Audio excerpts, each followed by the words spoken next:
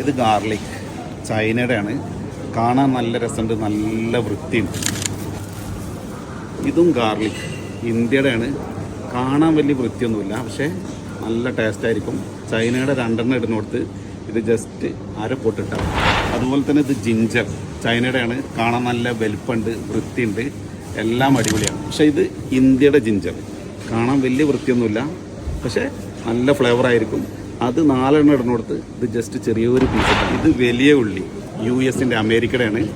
നല്ല അടിപൊളിയാണ്, കാണാൻ നല്ല ഗ്ലാമറാണ്. പക്ഷേ ഇതാണ് ഇന്ത്യൻ്റെ ഓണി, നല്ല ഫ്ലേവറാണ്. അത് 4 ഇടുന്നിടത്ത് ഇത് വെറും ഒരെണ്ണം. ഇത് ക്യാരറ്റ് ഓസ്ട്രേലിയയുടെ ആണ്. റേറ്റ് കുറവാണ്. ഇന്ത്യയുടെ ക്യാരറ്റ് ഞാൻ കാണിക്കുന്നില്ല, കണ്ടു കഴിഞ്ഞാൽ പട്ടി പോലും കഞ്ഞി പിടിക്കില്ല.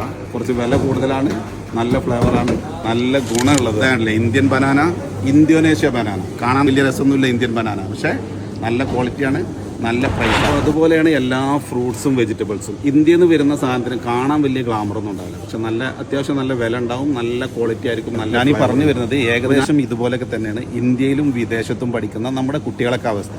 നമ്മുടെ നാട്ടിലാണെങ്കിൽ അത്യാവശ്യം ചെളിയിലും ചേറിലൊക്കെ കളിച്ച് അവർ പാടത്തും പറമ്പിലൊക്കെ കളിച്ച് നല്ല ആരോഗ്യത്തോടു കൂടി വളരും. അവരെ കാണാൻ വലിയ ഗ്ലാമറോ ഗൾഫിലെ പിള്ളേരമാതിരി തടിയൊന്നും ഉണ്ടായിക്കൊള്ളുന്നില്ല, പക്ഷെ പവർഫുൾ ആയിരിക്കും. അപ്പോൾ ഞങ്ങളെയും കൊണ്ടുപോകും എന്ന് പറഞ്ഞ് കരയുന്ന ഫാമിലിക്ക് ഈ വീഡിയോ അയച്ചു കൊടുത്തിട്ട് സത്യാവസ്ഥ ഇതാണെന്ന് പറഞ്ഞ് മനസ്സിലാക്കി കൊടുക്കും.